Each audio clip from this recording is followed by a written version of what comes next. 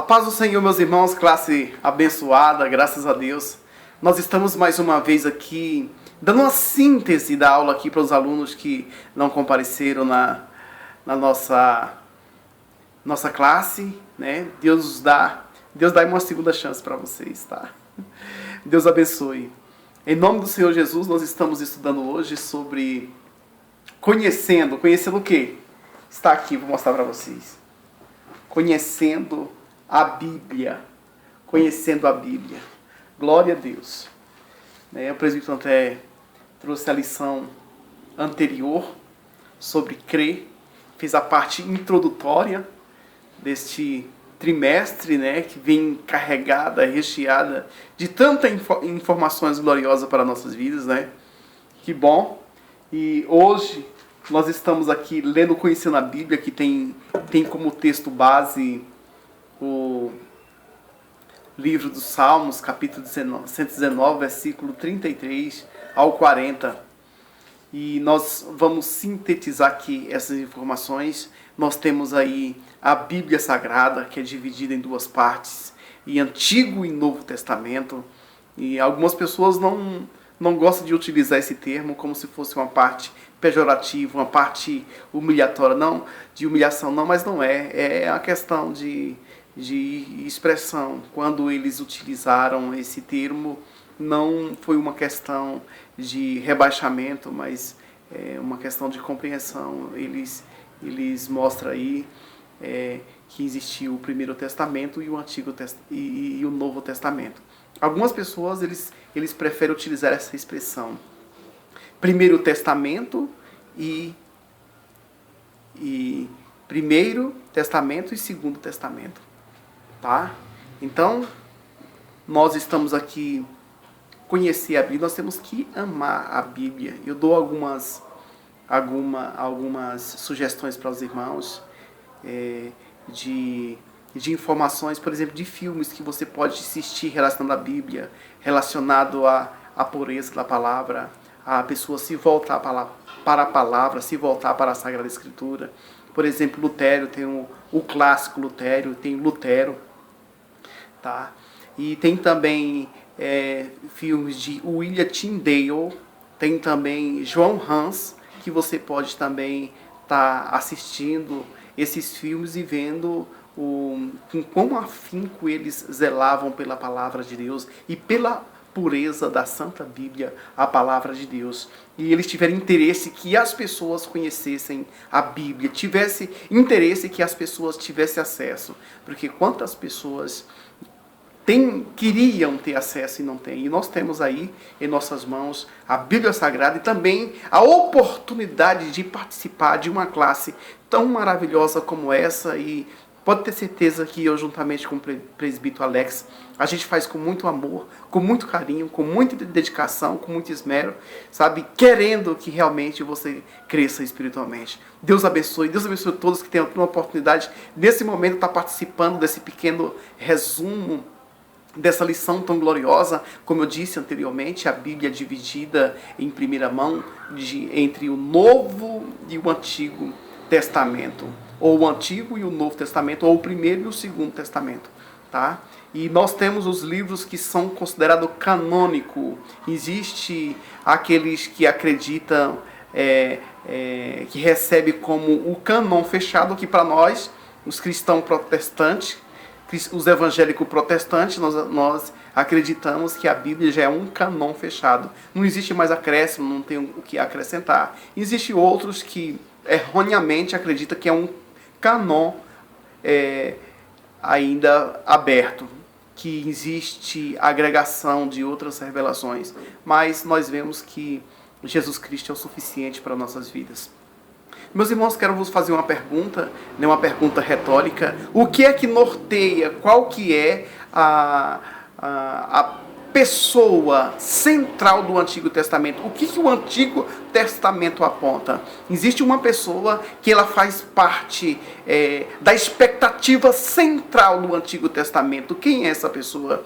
Eu quero que vocês reflitam nesta palavra, porque nós começando agora do Antigo Testamento, conhecendo conhecendo a palavra de Deus e começando do Antigo Testamento, a gente propõe para vocês nesse momento a explicação de parte mais sucinta e também detalhada em rápidas palavras. O Antigo Testamento ele é dividido além dessas divisões que a gente falou. A Bíblia mostra que existe algumas divisões para facilitar. Por exemplo, o Antigo Testamento dividido entre Pentateuco, os livros históricos, os livros poéticos e os livros proféticos.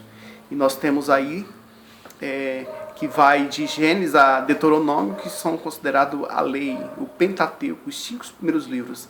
Depois tem os demais livros da Sagrada Escritura, que vai de Josué a Esther, que é considerado aí os livros históricos. Os livros poéticos, que vai de Jó até Cantares de Salomão, esses são considerados livros poéticos. E os livros proféticos são os livros que vai de Isaías a Malaquias. E ainda alguns estudiosos fazem uma divisão mais minuciosa, que eles citam como profeta maiores e profeta menores. Aqueles que profetizaram por longo período, eles caracterizam como profeta maiores. E aqueles que profetizaram por menos períodos, caracteriza como profeta menores. Então, eu fiz uma descrição do Antigo Testamento e sintetizada, e eu falo para você que todos eles e todos os profetas do Antigo Testamento, desde Adão, desde Eva, eles já tinham uma expectativa de uma pessoa que viria. Quem seria esse? Jesus Cristo. Isso já foi trabalhado na lição de número 1, que a gente já concluiu. Tá? Agora, partindo para o Novo Testamento. Existe também algo centrais que nós temos no Novo Testamento, e quero também que você volte a sua atenção para isso. O Novo Testamento, ele também tem os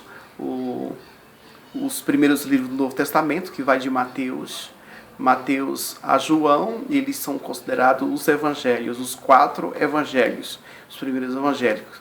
E tem o livro histórico, que é o livro de Atos dos Apóstolos. O Atos dos Apóstolos, eles antigamente era junto com o livro de Lucas, e foi desmembrado, e mesmo assim nós sabemos que foi escrito por Lucas e é caracterizado como um livro histórico. No entanto, o livro o Evangelho segundo Lucas, ele traz uma descrição completa do Evangelho de forma minuciosa, e fica aqui somente o livro de Atos como um livro histórico. E as 13 cartas paulinas, né, que vai de Romanos até Filemão.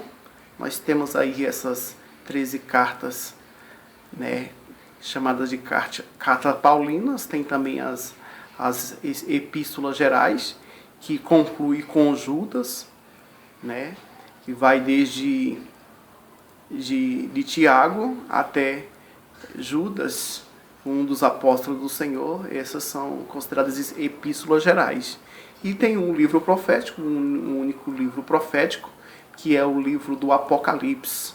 É o livro profético, né, que é uma profecia, uma mensagem entregue às 7 igrejas, e posteriormente a todos nós, essa mensagem tão maravilhosa.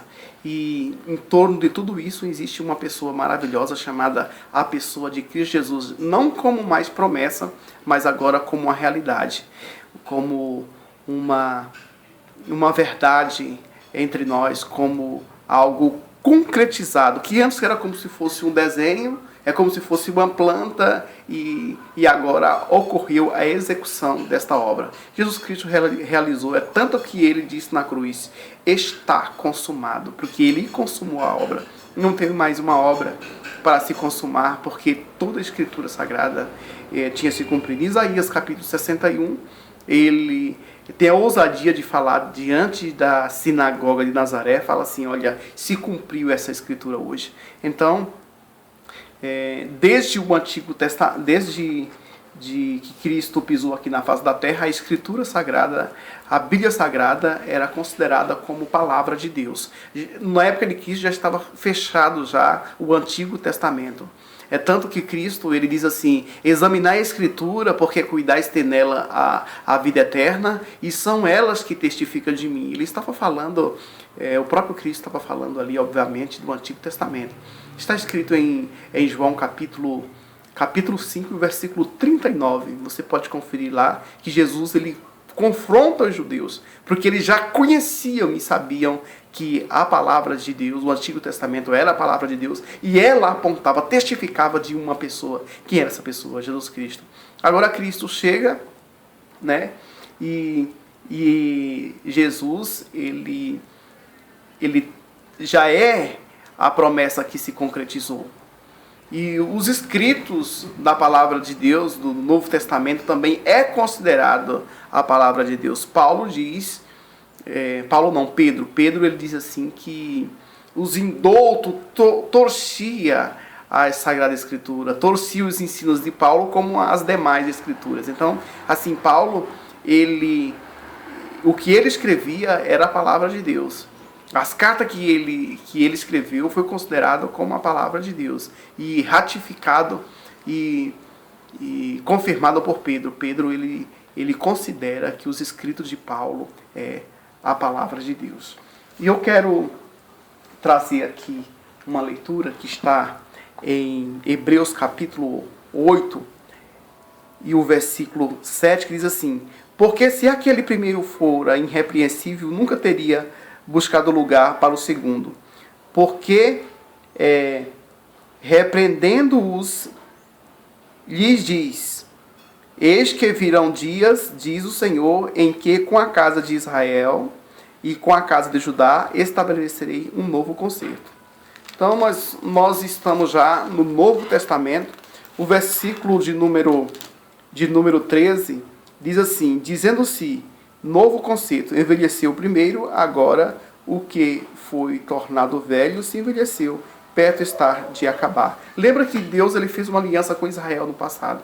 Agora ele faz e a aliança exigia sangue. Sempre quando se existia uma aliança, existia a morte. E nós vemos que era matado um cordeiro. Se existia ali uma morte, tinha que haver sangue. E Jesus Cristo derramou seu sangue para nos redimir. E ele mesmo diz: este é o sangue da nova aliança. Ele tem uma aliança conosco. E o Senhor ele deseja uma aliança contigo.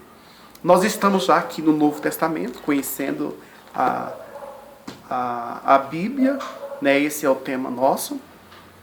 Nós falamos sobre o Antigo Testamento, o tema central é Jesus. O Novo Testamento, o tema central é Jesus Cristo, agora já concretizado e ainda com mais acréscimo. A instrução para a grande comissão. Jesus Cristo manda também evangelizar. É um tema muito importante para o Novo Testamento. Você disseminar que o reino de Deus, aquilo anunciado já atrás, chegou. E agora é o momento de expandir. E nós que fazemos parte do discipulando, nós temos que ter em mente essa ideia de que nós não podemos ser estéril, nós não possamos ser raquítico e que nós não possamos ser uma pessoa que simplesmente acumula, que incha, não, mas que nós possamos ter crescimento, nós possamos expandir. Essa mensagem nós temos que levar para a nossa família, para a nossa parentela, para a nossa vizinhança e aonde nós podemos chegar.